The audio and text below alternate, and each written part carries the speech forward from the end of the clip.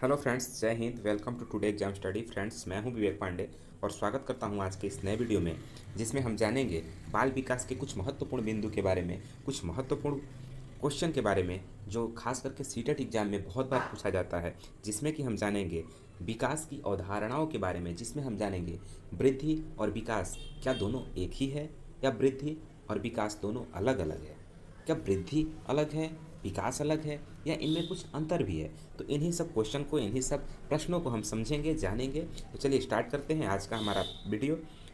सबसे पहले, विकास एक क्रमिक तथा सतत प्रक्रिया है। सतत यानी निरंतर रूप से चलने वाली। इसका अर्थ ये हुआ कि विकास कभी न समाप्त होने वाली प्रक्रिया है, यानी विकास हमेशा चलती रहती है। विकास एक बालक के अंदर, एक बच्चे के अंदर, या एक युवा के अंदर, एक प्रौढ़ के अंदर, एक वृद्ध के अंदर हमेशा विकास होता ही रहता है। ठीक है, इसलिए विकास कैसी प्रक्रिया है? यह सतत रूप से चलने वाली प्रक्रिया है। विकास की प्रक्रिया में बालक का शारीरिक विकास, क्रियात्मक विकास, संज्ञानात्मक विकास, भाषागत विकास, संवेगात्मक विकास तथा सामाजिक विकास होता है। ठीक है, बालक का सामाजिक विकास, क्रियात्मक विकास, संज्ञानात्मक विकास, भाषागत विकास और संवेग का विकास और शारीरिक विकास होता है। यह एक विकास की प्रक्रिया के ही अंतर्गत आता है। विकास के प्रक्रिया के अंतर्गत क्या क्या आता है? हमारा शारीरिक विकास, क्रियात्मक विकास, संज्ञानात्मक विकास या भाषागत विकास या सामाजिक विकास, जो सोसाइटी में रहने से जो हमारा विकास होता है, जो हमारा डेवलपमेंट होता है, या संवेगात्मक विकास, संवेग जैसे बच्चे का रोना इत्यादि जो भी है, इस संवेग का विकास। ठीक है, एक इसके अंतर्गत आता है, विकास की प्रक्रिया के ही अंतर्गत आता है। और क्या आता है? विकास की प्रक्रिया के अंतर्गत हमारी रुचि, हमारी आदतें, हमारा दृष्टिकोण, जीवन मूल्य, स्वभाव, व्यक्तित्व और हमारा व्यवहार, यह सभी विकास के प्रक्रिया के अंतर्गत ही आता है। ठीक है, ये सब विकास की अवधारणाएं हैं। ठीक है ना। चलिए अब नेक्स्ट हम देखते हैं, बाल विकास का तात्पर्य होता है बालक के विकास की प्रक्रिया। आप कई बार बाल विकास के बारे में जानते हैं, सुने हैं। बाल विकास क्या है? बालक के विकास की एक प्रक्रिया है, उसी के अंतर्गत, बाल विकास के अंतर्गत ही ये आता है। ठीक है, बाल विकास के बालक के विकास की प्रक्रिया उसके जन्म से पूर्व गर्भ में ही प्रारंभ हो जाती है। मोस्ट इंपॉर्टेंट क्वेश्चन है, आप इसे जरूर नोट डाउन कर लीजिएगा। कई बार ये क्वेश्चन पूछा जा चुका है सीटेट में कि बालक का विकास कब प्रारंभ हो जाता है। बालक का विकास कब प्रारंभ हो जाता है? तो बालक का विकास जन्म से पूर्व गर्भ में ही प्रारंभ हो जाती है। बालक का विकास कब से प्रारंभ हो जाता है? बालक जब माता के गर्भ में होता है, बालक जब माँ के गर्भ में होता है, तभी से ही, गर्भ से ही बालक का विकास प्रारंभ हो जाता है। ठीक है, चलिए नेक्स्ट, बालक बालक विकास की इस प्रक्रिया में वह गर्भावस्था, शैशवावस्था, बाल्यावस्था, किशोरावस्था तथा वृद्धावस्था इत्यादि कई अवस्थाओं से गुजरता हुआ बालक परिपक्व होता है। ठीक है, ये अवस्थाएं हम आगे आपको नेक्स्ट वीडियो में बताएंगे। इसमें हम जानेंगे अवधारणाओं के बारे में और वृद्धि और विकास के बारे में। चलिए अभी हम जानते हैं वृद्धि और विकास के बारे में। सबसे पहले समझेंगे वृद्धि क्या है, फिर समझेंगे विकास क्या है। वृद्धि और अभिवृद्धि, आपने सुना होगा, वृद्धि अभिवृद्धि। तो वृद्धि अभिवृद्धि, जो वृद्धि है वही अभिवृद्धि है। ठीक है, वृद्धि का मतलब नाम से ही पता चलता है कि वृद्धि का मतलब कुछ ऐसा होता होगा जिसमें बढ़ने की बात होती होगी। नाम से ही हमें पता चलता है कि कुछ बढ़ने की बात जिसमें होती है वही वृद्धि कहलाता है। जैसे हम लोग ने सुना होगा, आप लोगों ने भी सुना होगा कि जैसे हमारी वृद्धि हो रही है, पैसे में वृद्धि हो रही है, ठीक है, दिन में वृद्धि हो रहा है, शरीर में वृद्धि हो रहा है, यानी जहाँ बढ़ने वाली प्रोसेस आ जाए, जहाँ बढ़ने की बात हो, उसे ही हम वृद्धि कहते हैं। और हमारे शरीर में हमारी लंबाई, हमारा हमारी मोटाई, शरीर का लंबाई बढ़ना, मोटाई बढ़ना इत्यादि, ये सभी वृद्धि के अंतर्गत आते हैं। ठीक है, और वृद्धि और विकास दोनों अलग अलग चीज़ें हैं। विकास एक व्यापक प्रक्रिया है और वृद्धि एक संकुचित प्रक्रिया है। वृद्धि एक छोटा सा अंग है विकास का। जैसे आप यूँ समझ लीजिए कि विकास एक सागर है, एक समुद्र है, और वृद्धि उस समुद्र में मिलने वाली एक छोटी सी नदी है। ठीक है। वृद्धि शरीर का बढ़ना, वजन का बढ़ना, लंबाई का बढ़ना, ये सभी वृद्धि के अंतर्गत आता है। और हमारे पूरे शरीर का वृद्धि जो होता है और विकास होता है, जैसे लंबाई बढ़ना या हमारा संज्ञानात्मक विकास होना, मानसिक विकास होना, ये सभी किसके अंतर्गत आता है? विकास के अंतर्गत आता है। यानी हमारे शरीर, संपूर्ण शरीर का डेवलपमेंट, हमारे संपूर्ण शरीर का आंतरिक विकास और बाह्य विकास, ये दोनों विकास के अंतर्गत ही आते हैं। और एक चीज़ और आप यहाँ नोट डाउन करिएगा, वृद्धि बाह्य रूप से होती है, परंतु विकास बाह्य और आंतरिक दोनों रूपों से होती है। ठीक है।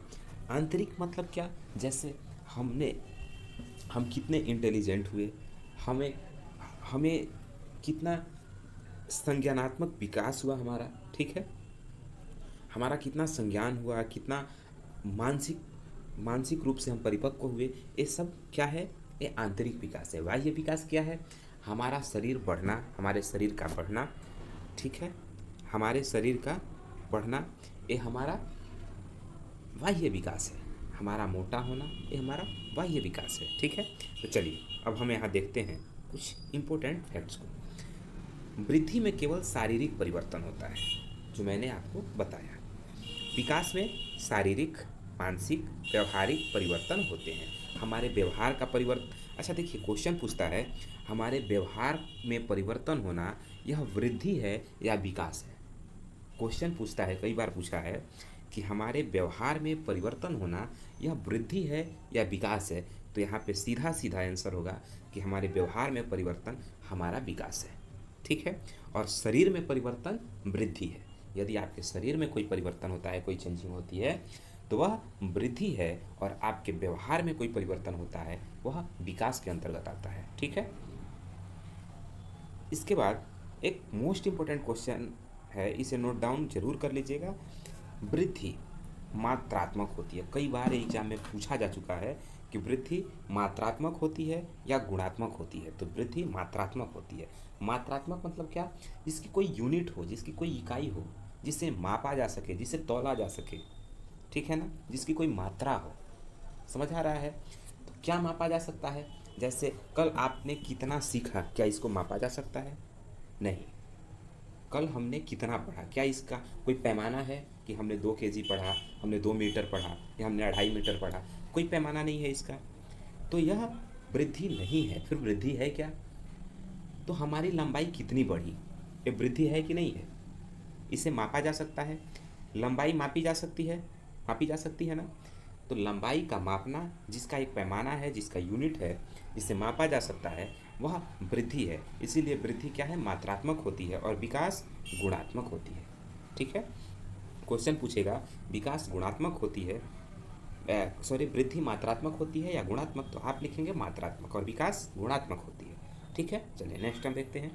वृद्धि एक निश्चित समय तक ही होती है। निश्चित समय यानी वृद्धि एक ऐसे अवस्था पे जा करके रुक जाती है। ठीक है। फिर जैसे आपकी लंबाई क्या हमेशा बढ़ती रहेगी? नहीं, एक समय पे जाके आपकी लंबाई बढ़नी रुक जाएगी। इसीलिए वृद्धि एक निश्चित समय पे जाके रुक जाती है। परंतु विकास जीवन पर्यंत चलने वाली प्रक्रिया है। ये हमारे मृत्यु के साथ ही समाप्त होती है। मृत्यु तक हम कुछ न कुछ सीखते रहते हैं, और सीखना ही तो लर्निंग है, सीखना ही तो विकास है, सीखना ही तो अधिगम है। ठीक है। चलिए नेक्स्ट हम देखते हैं। मानव में वृद्धि कोशिका विभाजन से होती है। मानव में वृद्धि किससे होती है? कोशिका विभाजन से होती है। परंतु विकास वातावरण के साथ परिपक्वता व अंतःक्रिया से होती है। वातावरण के साथ, सोसाइटी के साथ यानी समाज के साथ अंतःक्रिया करने से, मेल जोल करने से, अनुभव से हमारा क्या होता है? हम परिपक्व होते हैं। ठीक है। हमारा विकास होता है। ठीक ना। चलिए नेक्स्ट हम देखते हैं। वृद्धि विकास का एक भाग है। वृद्धि क्या है? विकास का एक टुकड़ा है, एक भाग है। और विकास एक व्यापक क्षेत्र है। मैंने आपको जैसे बताया कि विकास समझिए एक समुद्र है, और वृद्धि उसमें मिलने वाली एक छोटी सी नदी है। ठीक है। वृद्धि केवल एक निश्चित भाग या अंग की होती है या दर्शाती है। वृद्धि एक निश्चित अंग की, हमारे बॉडी में कौन सा पार्ट बढ़ा, ठीक है, वह दर्शाती है। जैसे हमारे सिर का बढ़ना, वजन का बढ़ना, शरीर का बढ़ना, ठीक है, यह वृद्धि के अंतर्गत आता है। ठीक, परंतु विकास के अंतर्गत संपूर्ण भागों में परिवर्तन का होना होता है।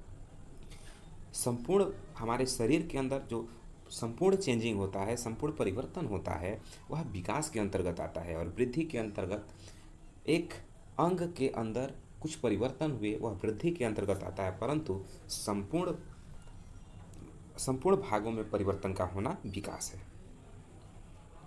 और वृद्धि का आकलन मात्रात्मक होता है, विकास का आकलन गुणात्मक होता है, जो विभिन्न परिस्थितियों के द्वारा होता है। ठीक है, यहाँ तक आप लोग समझ लिए।